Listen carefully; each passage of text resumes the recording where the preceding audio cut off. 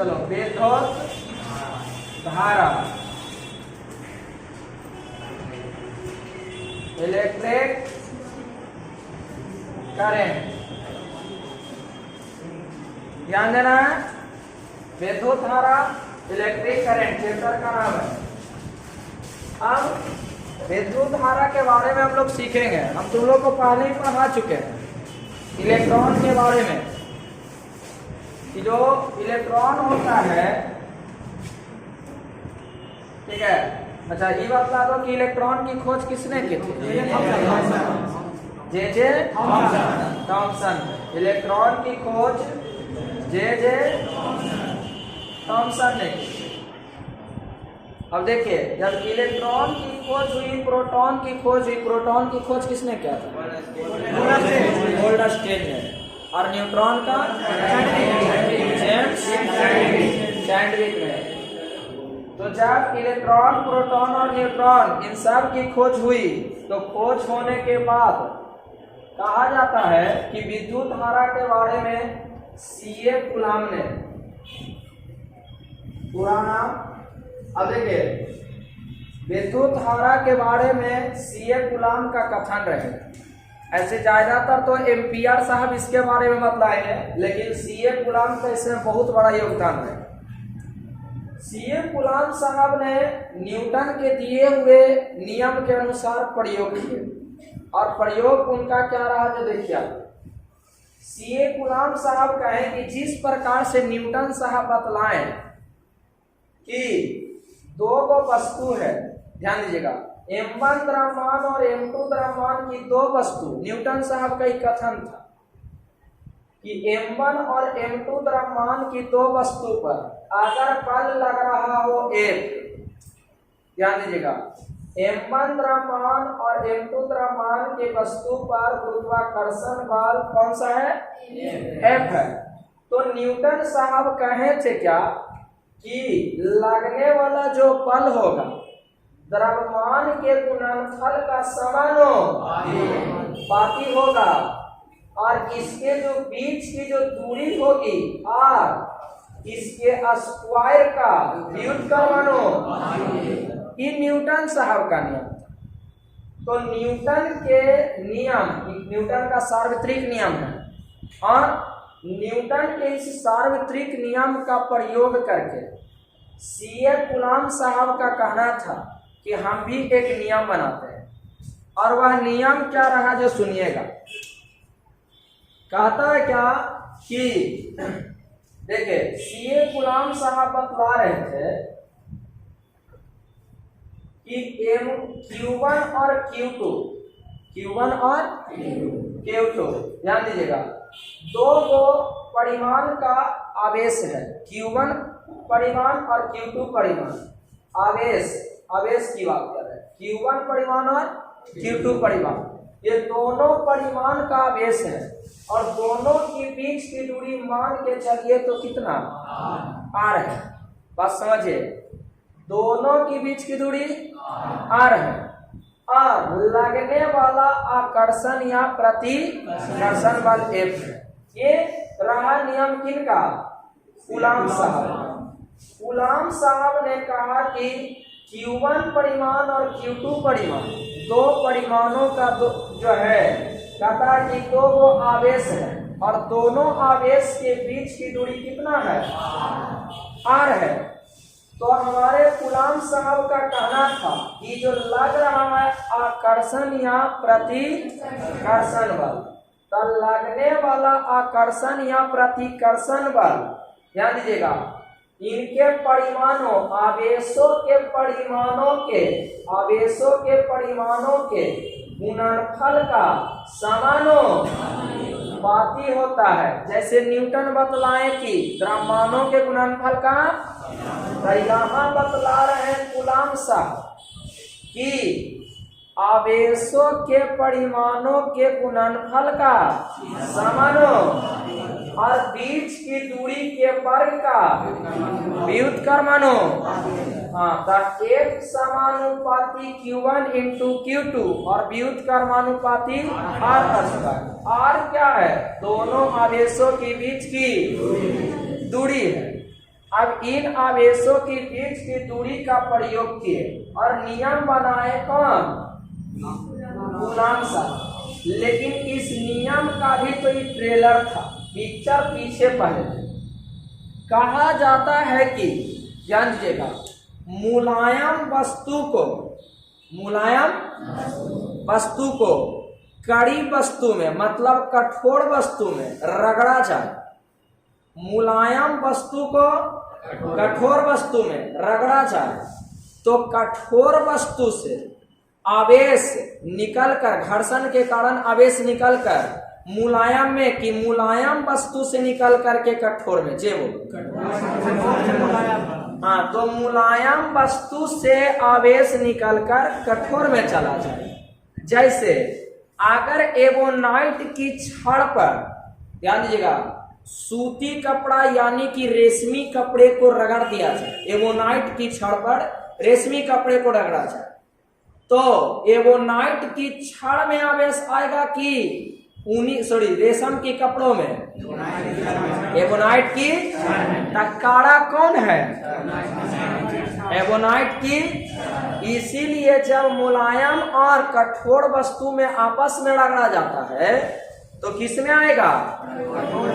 कठोर वस्तु में आवेश आ जाएगा। जैसे अगर हम सूती कपड़ा से प्लास्टिक के कुर्सी को, ठीक है, पोछे यानी कि उस पर जो है पटके, तो गमछा से कुर्सी में आवेश जाएगा कि आवेश से कुर्सी से गमछा में? गमछा से कुर्सी में, प्लास्टिक वाली कुर्सी में चला जाएगा। तो हमारे कुछ वैज्ञानिकों का, जिसमें से कूलॉम का सबसे बड़ा योगदान, कूलॉम साहब कहें क्या कि बिल्ली की खाल मुलायम होगा कि कड़ा? मुलायम। बिल्ली की खाल कैसा होगा? तो बिल्ली की खाल को करना क्या है? एवोनाइट की छड़ पर रगड़ना है, ठीक है, या सूखे बाल में प्लास्टिक का कंघी या कहता कि कलम रगड़ना, प्लास्टिक की कंघी या, तब बाल से आवेश निकलकर कहाँ चला जाएगा? कहाँ चला जाएगा? कलम या तो कंघी में चला जाएगा। प्लास्टिक का होना चाहिए। अब सबसे पहले तुम लोगों को समझना है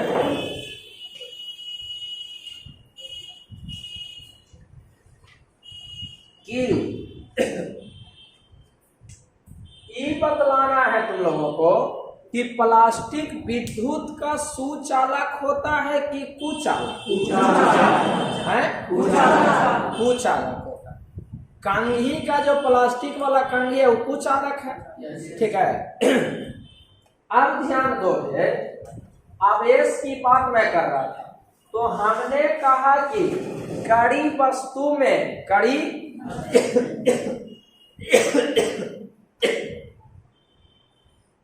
वस्तु में कहता कि मुलायम वस्तु को रगड़ा जाए, तो कड़ी वस्तु में जो है मुलायम वस्तु से निकलकर इलेक्ट्रॉन चला जाता है, ना बोले? मुलायम वस्तु से इलेक्ट्रॉन निकलकर कड़ी वस्तु में।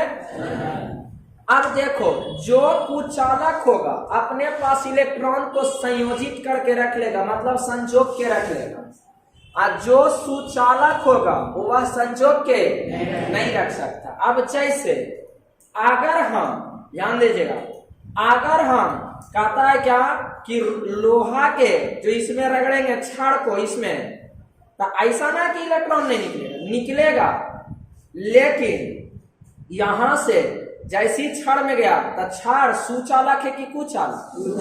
तो सुचालक का काम है कि आवेश को प्रवाहित कर देना, आगे की ओर भेज देना। और लोहा वाला में जब रगड़ेंगे तो लोहा इलेक्ट्रॉन को हाथ में भेज दिया, और हाथ शरीर से पूरे कहाँ भेज दिया? नीचे धरती में। बात समझ में आई? इसीलिए लोहा वाला में पता नहीं चलता है, प्लास्टिक कुचालक है।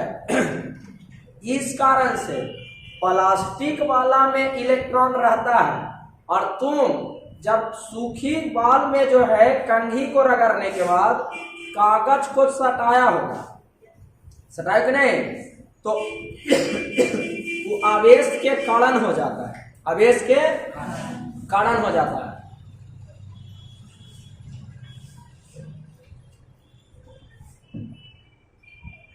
अब देखिए, तो आवेश का जो आवेश की मैं बात कर रहा हूं, इलेक्ट्रॉन की उत्पत्ति की मैं बात करता हूं। इलेक्ट्रॉन उत्पन्न होना, सूखी बाल में कंघी को रगड़ा जाए, यानी कि कठोर वस्तु में, ठीक है, मुलायम वस्तु को, जिससे कि आवेश उत्पन्न हो सके। ये तो समझ गए। अब देखिए हुआ क्या कि हमारे गुलाम साहब कहें क्या कि जो आवेश है, आवेश की उत्पत्ति, आवेश की उत्पत्ति का मुख्य कारण, आवेश की उत्पत्ति का मुख्य कारण, ध्यान दीजिएगा, इलेक्ट्रॉन का स्थानांतरण है। जो इलेक्ट्रॉन उत्पन्न हो रहा है वो अगर स्थानांतरित करता है तो आवेश उत्पन्न हो रहा है, अन्यथा नहीं उत्पन्न हो रहा है। तो आवेश की बात की जाए तो आवेश के बारे में कहा गया कि इलेक्ट्रॉन स्थानांतरित करेगा। स्थानांतरित का मतलब क्या है? एक स्थान से दूसरे स्थान तक जाना। तो इलेक्ट्रॉन का स्थानांतरण ही आवेश की उत्पत्ति का मुख्य कारण है। और आवेश को हम Q से सूचित करते हैं, छोटा वाला Q या तो बड़ा वाला Q। तो आवेश को जो उत्पत्ति का कारण है कौन? इलेक्ट्रॉन। और इलेक्ट्रॉन स्थानांतरित करेगा तो आवेश उत्पन्न होगा, अन्यथा। और आवेश को हम स्मॉल Q या तो बोलिए कैपिटल Q, बड़ी Q या तो छोटी Q, ये आवेश का सूचक है। और आवेश का मात्रक उन्होंने कहा कि कूलाम होगा। कूलाम साहब इसके खोज करता थे, इस कारण से आवेश का, ध्यान दीजिएगा, मात्रा क्या रखा गया? और कूलाम को C से सूचित किया गया। क्या चीज से? तो C से इसको सूचित किया गया, किसको? कूलाम को। और आवेश को क्या चीज से? Q से सूचित किया गया है। बात समझ में आ रही है? अब देखिएगा आगे आवेश के बारे में हमारे कहा जाता है कि कूलाम साहब कहें कि जिस प्रकार से चुंबक में, ध्यान दीजिएगा, किसमें? आकर्षण प्रतिकर्षण का गुण होता। प्रतिकर्षण मतलब छोड़ देना यानी भगा देना, और आकर्षण मतलब सटा देना। आकर्षण का मतलब एक साथ हो जाना, और प्रतिकर्षण मतलब। तो कूलाम साहब बतलाए, देखिए पहला ही से नियम था कि समान ध्रुवों पर, ध्यान दीजिएगा, समान ध्रुवों पर, ये चुंबक की बात करता है। और चुंबक में समान ध्रुवों पर, ध्यान दीजिएगा, प्रतिकर्षण, और असमान ध्रुवों में आकर्षण।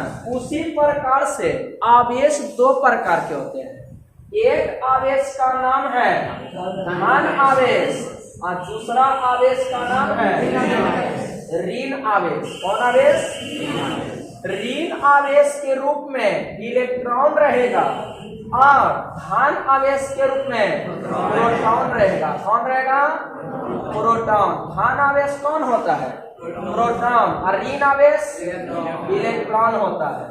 तो ध्यान दीजिएगा, हमने कहा कि ये प्लस ही माइनस, धन माने प्लस, ऋण माने तो जब प्लस को प्लस से सटाओगे तब प्रतिकर्षण का गुण होगा। अब प्लस से माइनस को सटाओगे तो आकर्षण का गुण होगा। बात समझ में आ रही कि नहीं? अब देखिए, तब हमारे कूलाम साहब का कहना था कि अगर ई आवेश और ई आवेश समान है कि असमान? समान।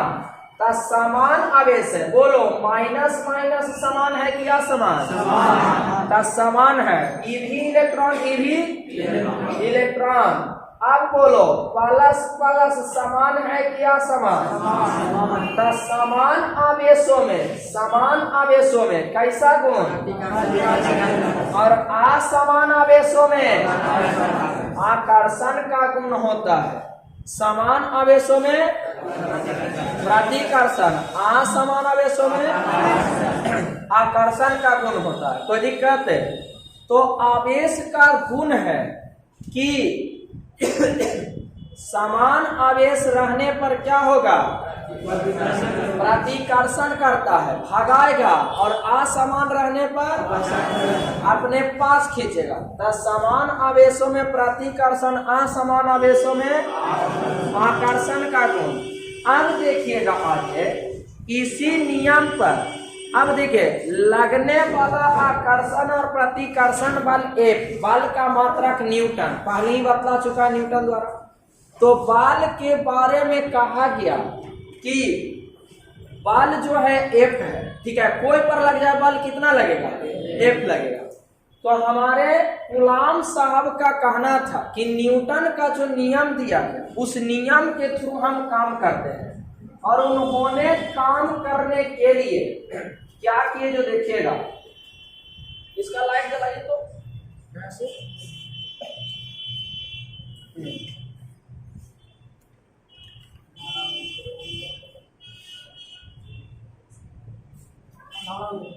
क्या हुआ?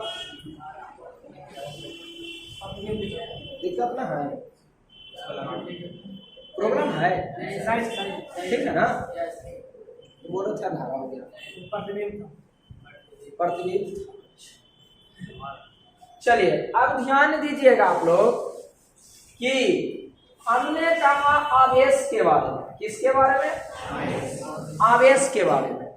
तो आवेश के बारे में सबसे पहले बतलाओ, आवेश को सूचित क्या चीज से करते हैं?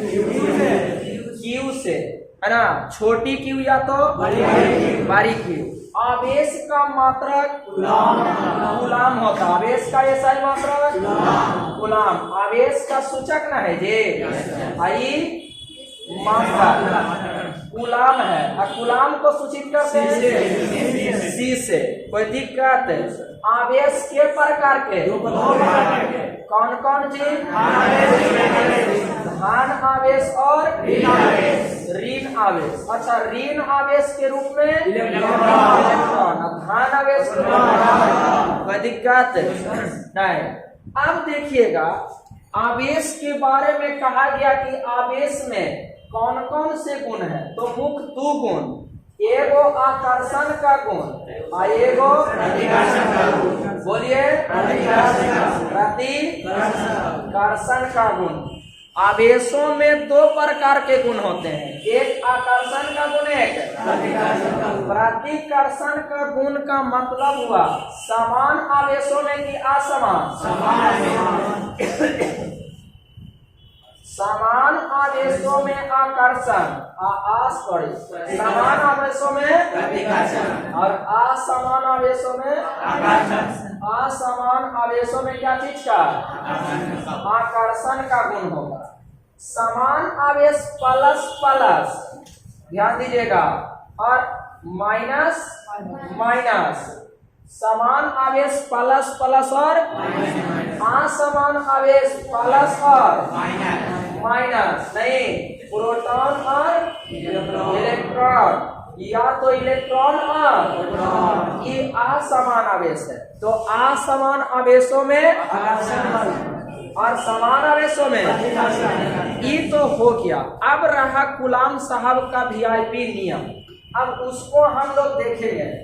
लेकिन आवेश का एक गुण और है कि आवेश, ध्यान दीजिएगा, योगात्मक होते हैं। योगात्मक का मतलब क्या होता है जो देखिए, योगात्मक का मतलब है आवेश को जोड़ा जा सकता है, घटाया जा सकता है। जैसे Q बराबर हम लिख सकते हैं Q1 plus Q2 plus Q3 plus dot dot dot. जितना जाना है उतना दूर तक जा सकते हैं, N तक जा सकते हैं, QN तक जा सकते हैं।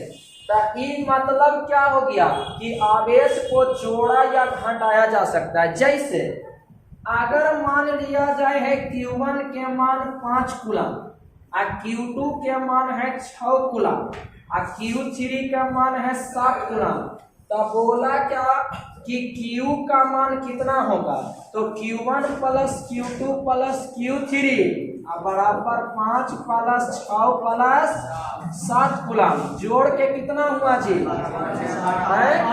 18 कूलम। बात समझ में आई।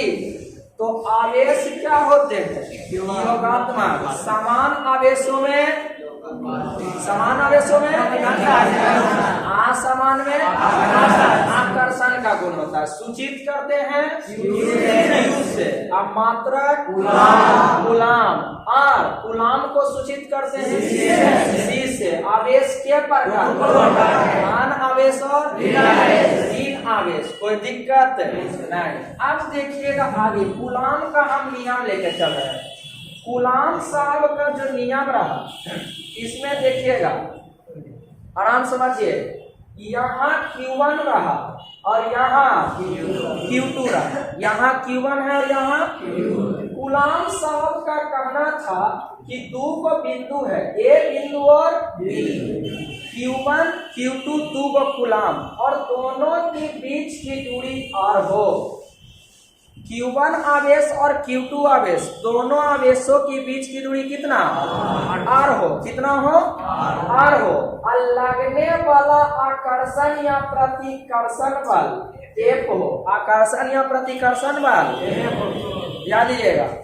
माना कि Q1 और Q2 दो आवेश है, माना कि Q1 और Q2 दोनों की बीच की दूरी R है, और लगने वाला आकर्षण या प्रतिकर्षण बल क्या है, F है।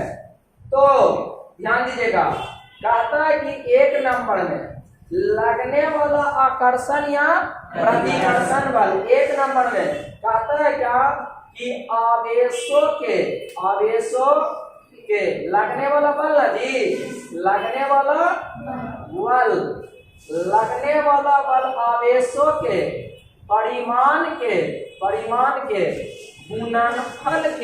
गुणनफल के समानुपाती होता है। क्या होता है, समानुपाती होता है। अब ध्यान दीजिएगा, समानुपाती होता है, अर्थात में देखिएगा क्या कहता है, बल कितना F। आप बोलो आवेश कितना है जी, दोनों का कौची गुणनफल का समानो इक्वेशन कितना। तथा सेकेंड नंबर में देखिएगा, कहता है कि लगने वाला बल आवेशों के बीच के दूरी के वर्ग का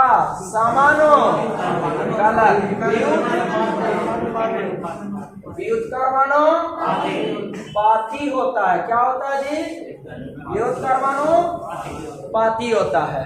लगने वाला आवेश, ध्यान दीजिएगा, आवेशों के बीच की दूरी के वर्ग का व्युत्क्रमानुपाती कौन, लगने वाला बल आवेशों के बीच की दूरी के वर्ग का क्या होगा, व्युत्क्रमानुपाती। अर्थात क्या चलेगा जे बतलाइए, एक व्युत्क्रमानुपाती, बीच की दूरी कितना R का कौची बोला, वर्ग ना जी, वर्ग का मतलब स्क्वायर नहीं, तो स्क्वायर में क्या हुआ जी,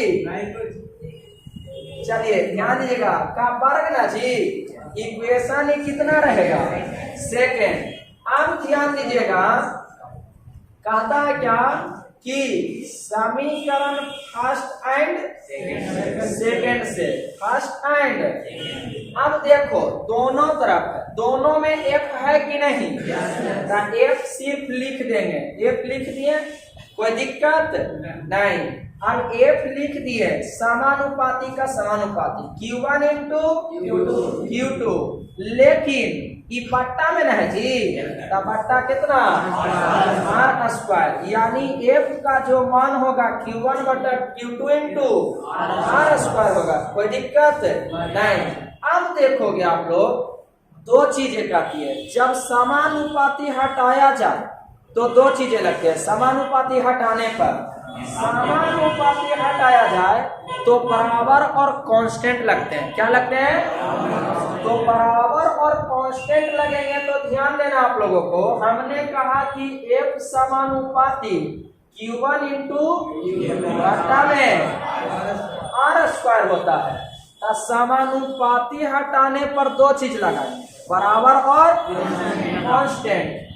एक समानुपाती हटा दो तो बराबर बनाए, के लगा दो तो के कांस्टेंट हो गया, इंटू Q1 इंटू बटा, जहाँ के क्या है जी, नियतांक है। के क्या है? नियतांक है। अब देखिएगा आप लोग इसमें क्या होगा, F बराबर 1 न्यूटन, F बराबर R बराबर 1 मीटर, Q1 बराबर Q2 बराबर 1 कूलम माना। तो अब सब ए भी 1, ए भी 1, ए भी 1, ए भी 1, तो K के मान कितना? K के मान कितना होगा जी? 1 होगा। तो अब K का मान 1 जो है यहाँ रिप्लेस करिए, F बराबर K का मान कितना? तब कोई फर्क नहीं पड़ेगा। तो Q1 इंटू Q2 बटा आर स्क्वायर। कोई दिक्कत? ई रहा कूलाम का नियम। अब कूलाम के नियम के जैसा ही न्यूटन के पहले नियम था, तो न्यूटन का नियम पहले कि कूलाम का नियम पहले? न्यूटन के नियम का प्रयोग किए थे कौन? कूलाम साहब। और न्यूटन दिए कि F बराबर M1 इंटू M2 बटा जी क्या है? गुरुत्वाकर्षण नियतांक, जिसका मान होता है 6.7 अपने 10 के पावर -12। कोई दिक्कत? अब ध्यान दीजिएगा, यहाँ तो हो गया, ये तो था किसका नियम? कूलाम का। और कूलाम का नियम आप लोग सीखें। अब देखिएगा, हमने कहा आवेश होता है Q, ठीक है, आवेश Q। अब इसी में ध्यान देना है, कहा जाता है कि एक व्यक्ति थे और व्यक्ति का नाम है एम्पियर, व्यक्ति का नाम है, हमने तो कूलाम साहब के बारे में देखा, व्यक्ति का नाम है एम्पियर। एम्पियर साहब आए और एम्पियर आकर के एक नया थ्योरी थी, वो बोले कि देखो कूलाम का नियम हम मानते हैं कि ठीक है, हमने कहा जे थॉमसन, गोल्डस्टिक सब का नाम बदला है, लेकिन सब का कहना था इलेक्ट्रॉन घूमता है ता जो है आवेश की उत्पत्ति होती है। एम्पियर साहब आए कहे कि तोनी इलेक्ट्रॉन घुमाओ, हमारा दूसरा प्रयोग है। हमारा कहना है कि इलेक्ट्रॉन को घूमने में कुछ ना कुछ टाइम लगता होगा, इलेक्ट्रॉन को घूमने में कुछ ना कुछ टाइम लगता होगा, और इलेक्ट्रॉन को चालक से प्रवाहित किया जाए। इलेक्ट्रॉन को यहाँ से कैसे इलेक्ट्रॉन भेज दिए, तो इलेक्ट्रॉन को जाने में कुछ ना कुछ समय लगेगा, और समय लगने के कारण से यहाँ ही जा रहा है, तो गया कौन? इलेक्ट्रॉन। समय लगा होगा टी, समय क्या लगा होगा? टी। और एम्पियर साहब कहे कि देखो भाई, ये जो इलेक्ट्रॉन है और इलेक्ट्रॉन को जाने में जो समय लग रहा है, तो इलेक्ट्रॉन की दर, इलेक्ट्रॉन की या प्रोटॉन की दर, मतलब मिला जुला के या इलेक्ट्रॉन हो या प्रोटॉन हो, दोनों को हम बोलते कुछ ही है आवेश। आवेश तो ना है जी, तो आवेश मतलब Q। तक आवेश को जाने में जो टाइम लगता है, हम इसको सीधा सीधी बोलेंगे कि ये विद्युत धारा है। क्या है? विद्युत धारा है। बात समझना, यानी कि किसी भी भौतिक राशि में समय से भागा दिया जाए, भौतिक राशि में किससे भागा? समय से। तो समय से भागा देने पर समय को दर पढ़ा जाता है और आवेश की दर, आवेश की क्या कहलाएगी? विद्युत धारा। आवेश की दर विद्युत धारा कहलाती है। ई आके एम्पियर साहब थ्योरी में रख दिए। आवेश की दर विद्युत धारा कहलाती है, यानी कि विद्युत धारा बराबर आवेश बटा क्या हो जाएगा? बोलिए, समय हो जाएगा। अब ध्यान दीजिएगा, इन्होंने कहा कि देखो विद्युत धारा को हम आई से सूचित करेंगे। किससे? आई से। और आवेश को Q तो है ही है पहले से, और समय को, यानी फॉर्मूला हो गया I बराबर Q बटा I क्या है? Q भी समय।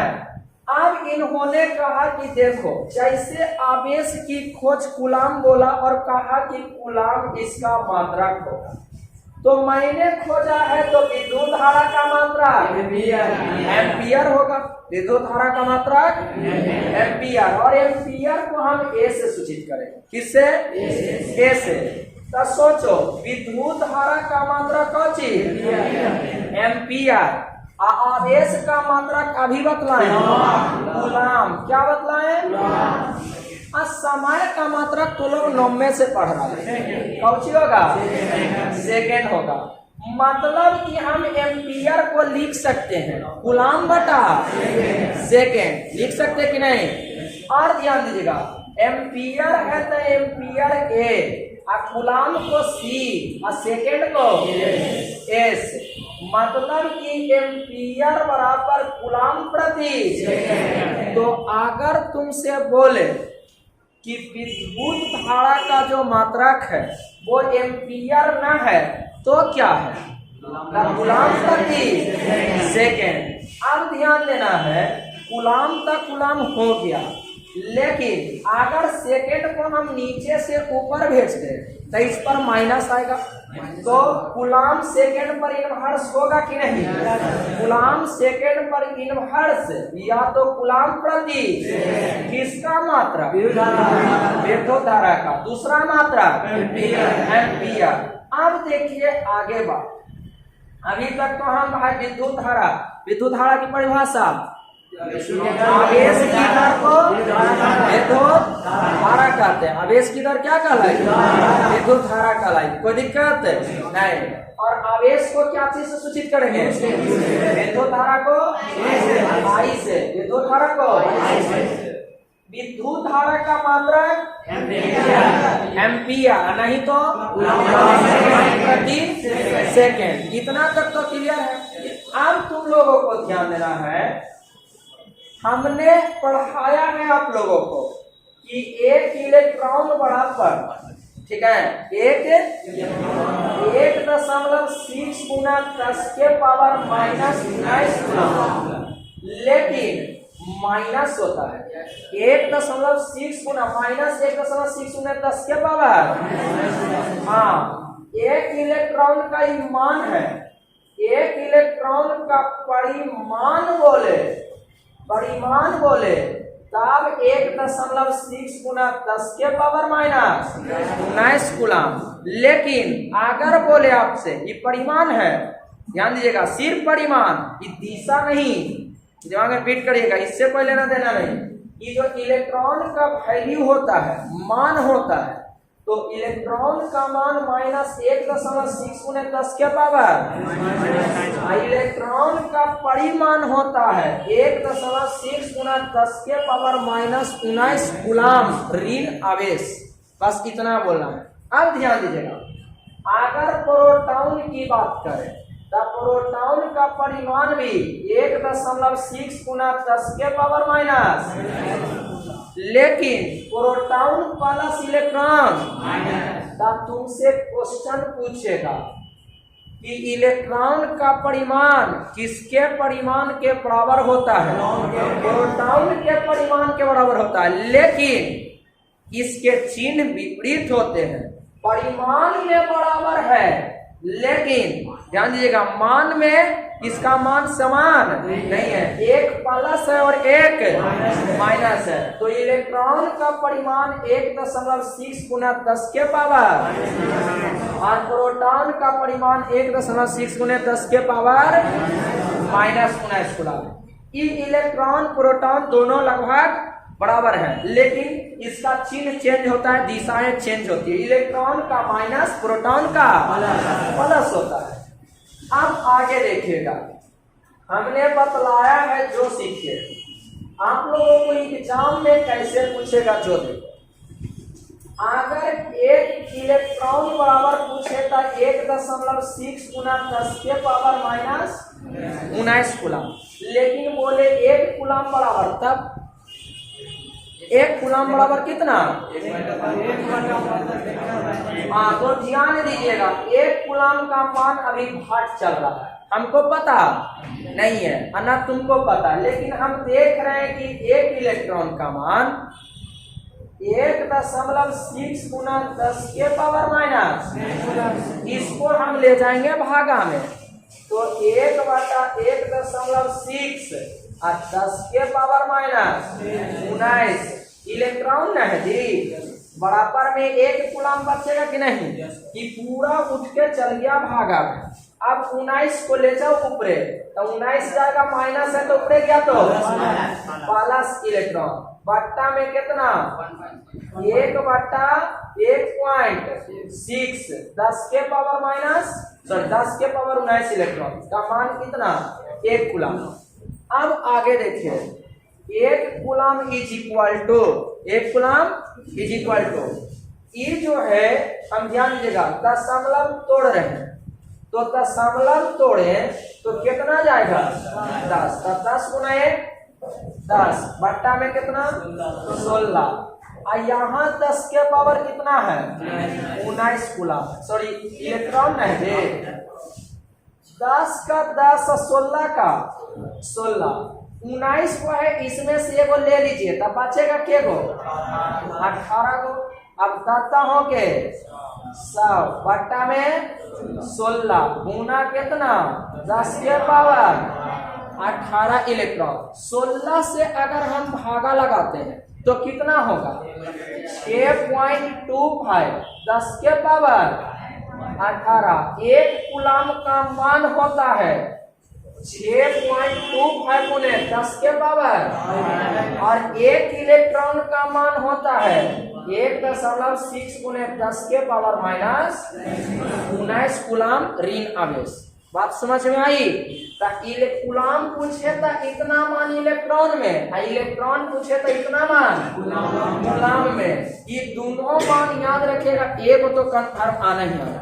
अब देखिएगा आगे, ये तो हम बतला दिए, लेकिन यहाँ आप लोग देख रहे थे फॉर्मूला कि I बराबर Q बटा कौची होता है T होता कि नहीं, I का SI मात्रक कूलम, आवेश का कूलम, समय सेकेंड, तिरछा तिरछी तो यहाँ जाएगा एम्पियर इंटू बराबर कूलम हो जाएगा, नहीं हो जाएगा, तो एम्पियर सेकेंड किसका मान है, बोलो आवेश का मात्रक क्या है,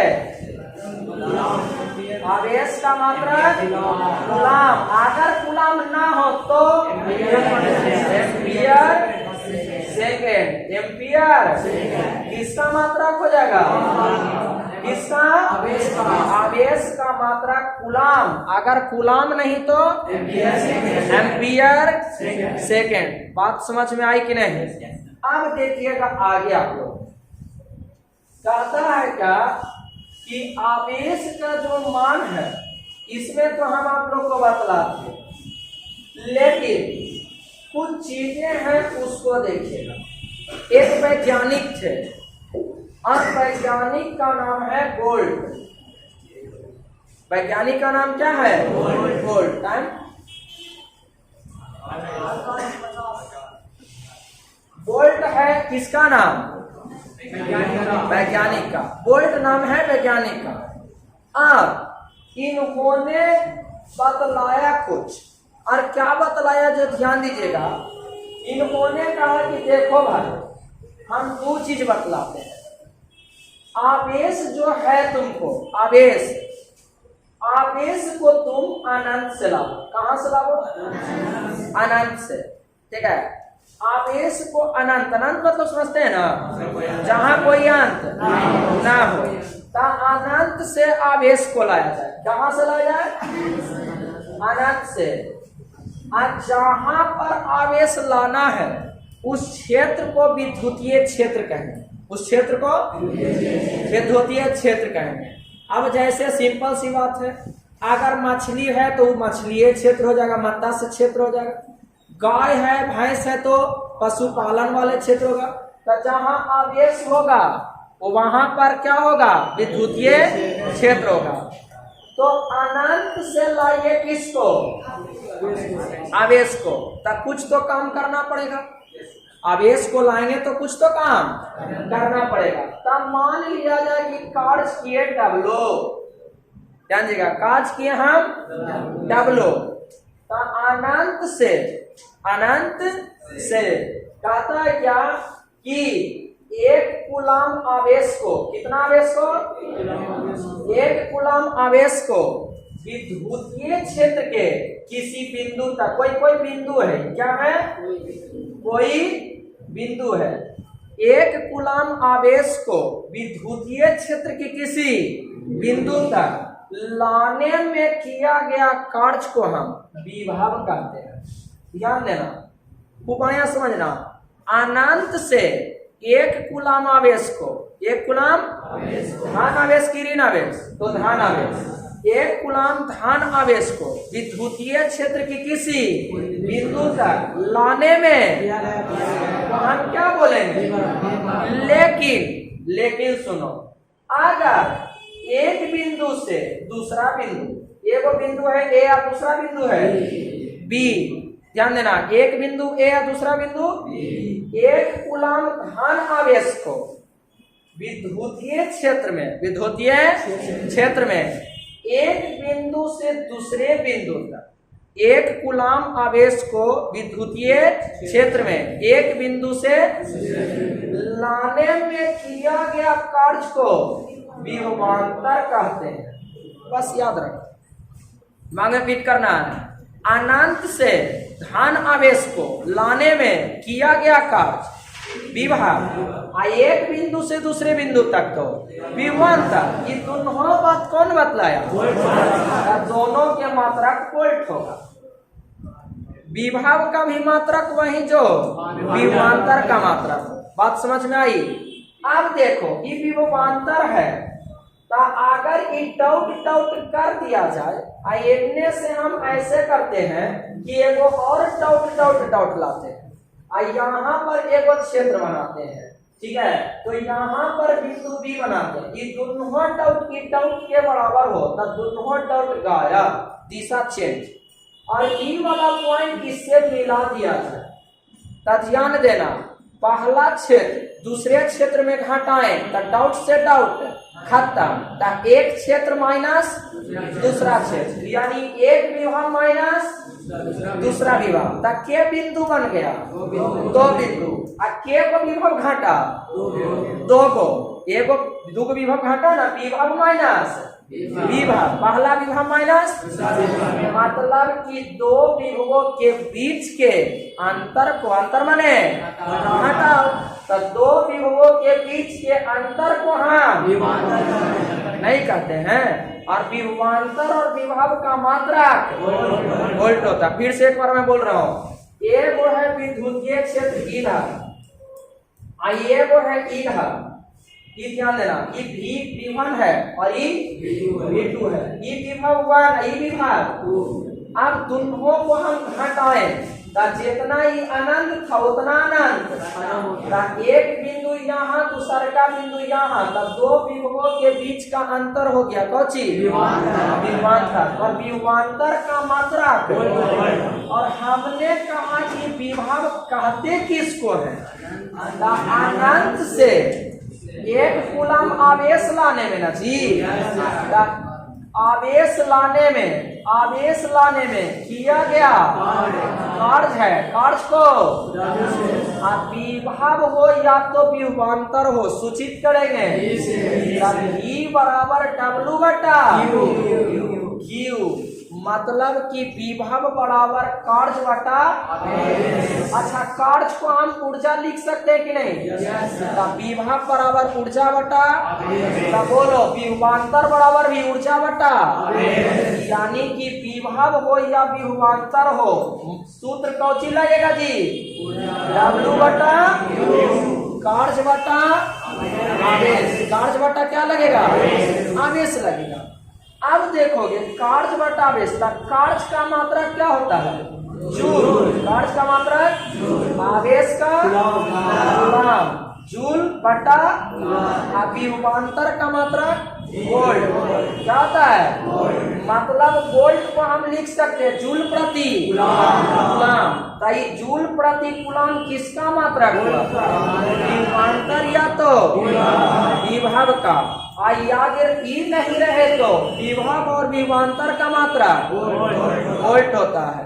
और सुनो, विद्युत धारा, आवेश, विभव और विभवांतर चारों अदिश राशि है, क्योंकि इसमें कोई दिशा सिर्फ और सिर्फ परिमाण होता है। हाँ, विद्युत धारा में दिशा होती है, फिर भी वो कौन राशि है? अदिश राशि। उसके दिशा को डिनोट किया जाता है कि किस साइड में जा रहा है, लेकिन वो है कौन राशि? अदिश राशि। तब विभव, विभवांतर, आवेश, समय और विद्युत धारा पांचों कौन राशि है? अदिश राशि। कोई दिक्कत नहीं? तो बाकी का क्लास कल क्लास ऑफ है।